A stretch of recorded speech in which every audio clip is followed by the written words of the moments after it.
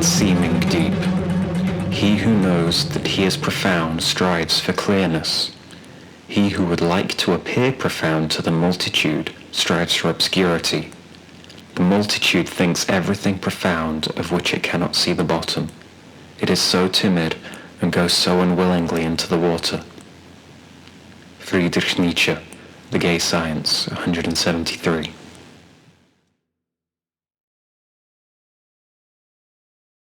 I am Snow, and welcome to the Cyberforest Speaks, where the roots and circuitry are one, online at snowthegoth.com.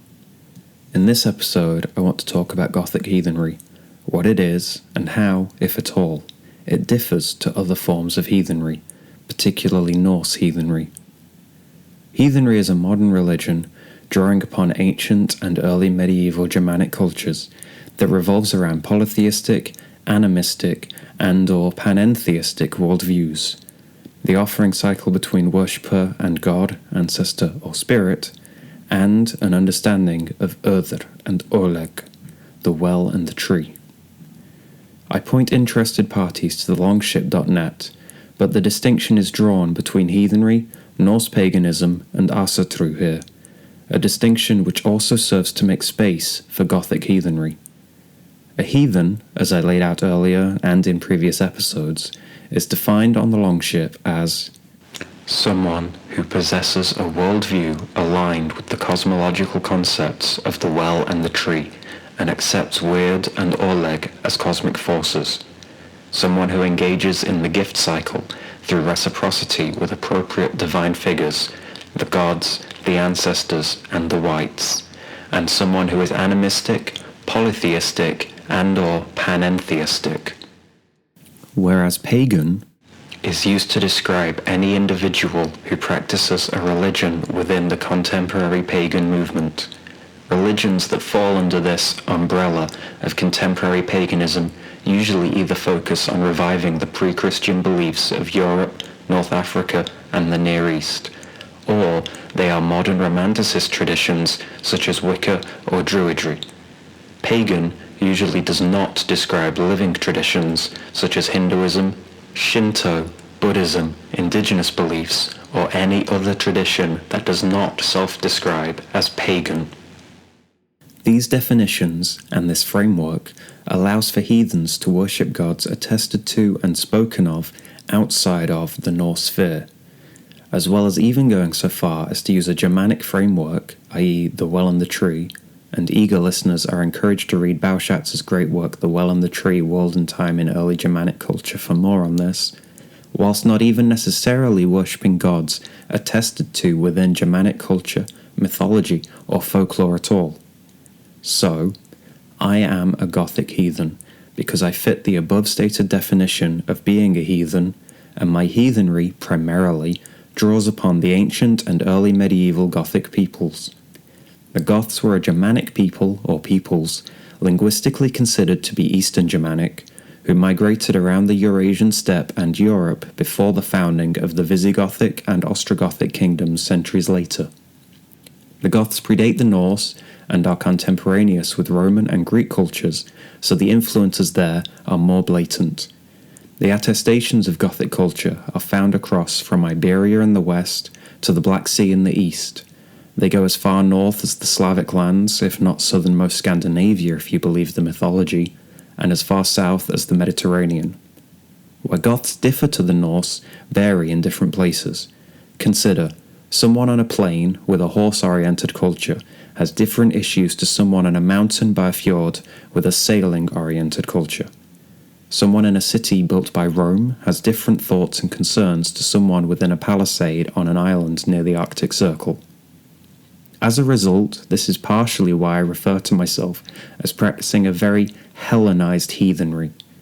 Assimilation being easier than conquest and erasure meant that much of Greek and Roman society, culture, and customs were maintained and continued within Ostrogothic and Visigothic society.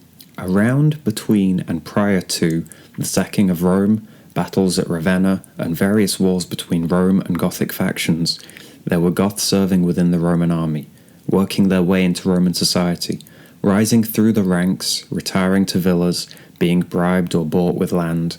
By the time the Western Roman Empire falls, Visigothic and Ostrogothic kingdoms rise, and the Eastern Roman Empire is all that is left. The Goths are very much integrated into this world of southern Europe. So with a view to construct a heathenry oriented around the Goths as an under-discussed Germanic people within pagan spaces, it is not unreasonable to think they may have adopted the religious rites and customs of the Romans, the Greeks, and others they may have encountered as their neighbours and predecessors did in those regions too. This is why, for example, I typically perform ritual with my head covered, as would have been the norm in both Roman and Hellenistic religious rites, something you see remnants of within the Christianities of those regions centuries later. It is why, for myself, Latin and Greek are languages I encounter a lot in my historical research, and they, along with Coptic and Gothic itself, take on something of the status of being liturgical languages. This is also why I and the Gothic heathenry group I am a member of, Sidius Rideriae Saulis, henceforth SRS, give worship to Epona, and a lot of the reconstruction that informs our understanding of different gods stems from an interpretatio of deities worshipped and attested to within Roman and Hellenistic finds. Nota bene, interpretatio is analogous. It is comparison. It is not necessarily equating. Interpretatio Romana, Interpretatio Graeca, Interpretatio Germanica, and now Interpretatio Gothica do not say that X is Y, but rather X is like Y. It uses a familiar reference point to make something foreign, obscure, or unknown seem more comprehensible to those of a different culture. Any historical knowledge of the Goths will tell you that they were fairly swift to become Christian, and that they became Arian Christians following a non-Trinitarian, and thus a heretical in the eyes of their neighbours, form of Christianity. So for us to be Gothic heathens, a lot of comparative study, reconstruction, and an openness to modern or ongoing revelation is essential. This is not a religion for historical purists, as there is simply not enough extant evidence on who, how, or why the Goths worshipped and did religion. Now, dear listener, you may be asking yourself how and why I got into this form of heathenry and made it my religious identity, the core part of my religious framework, and so on.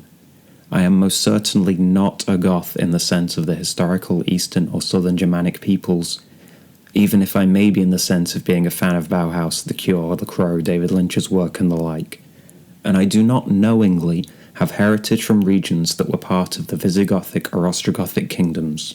Simply put, I was a Norse heathen worshipping Skadi, Freya, Odin, and others, saw my friend Sunareda creating this Gothic tradition of SRS, and something internal clicked. It resonated in a way I find hard to articulate beyond, it felt right, and I knew it was what I ought to be doing. Not everyone has that moment, and those who do often take decades to get there, so I consider myself fairly fortunate to have done so. It has helped develop my views of historically informed paganisms and my pagan and occult practices in that it helps me take a broader look at where and when to draw inspiration from. The Goths spanned great stretches of space-time, with the Ostrogothic kingdom around the Italian peninsula and the Balkans lasting from roughly 493 CE to roughly 553 CE, and the Visigothic kingdom around the Iberian Peninsula lasting from roughly 418 CE to roughly 720 CE. There were of course Goths before these kingdoms, and there is debate as to how much Gothic identity continued or even mattered after these kingdoms, but that alone gives us 4 centuries to look at for historical material, across a geographical span ranging from the Black Sea to the Atlantic, touching the Mediterranean and up into Slavic lands. Consider, for context, that the Roman Empire existed from 27 BCE until its final demise in 1453 CE, or that when the Visigothic kingdom ended, the Umayyad Caliphate was in existence, having begun in 661 CE before ending in 750 CE, stretching from Al-Andalus in the Iberian Peninsula across to Persia. For further contemporary goings-on, whilst the Gothic kingdoms of the Ostrogoths and Visigoths rose and fell, China experienced its northern and southern dynasties period, followed by the Sui dynasty, then the Tang dynasty, and the Maya civilization was experiencing what is known as its classical period. I've written elsewhere about my musings on how historically informed pagans seem to ignore large swathes of history, and point listeners to my post, From the Medieval to the Modern, Pagandom's Historical Blind Spots. You will, as always, find the link in the notes section of the episode page, and I look to return to this topic on a future episode of the CFS. But being a Gothic heathen, and considering what that means, and having such a large swathe of time and geography to draw upon, has helped me address the issues I see in much of pagandom and occultdom, where I have found myself navigating and avoiding falling victim to the common issue of experiencing tunnel vision with regards to focusing on very specific and niche areas and locations from which to draw from to inform my practices, beliefs, customs, and ideas. This has also helped towards working to create a modern, living religion for me living now in 2024, which helps work towards this idea of the cyberforest and what that image represents.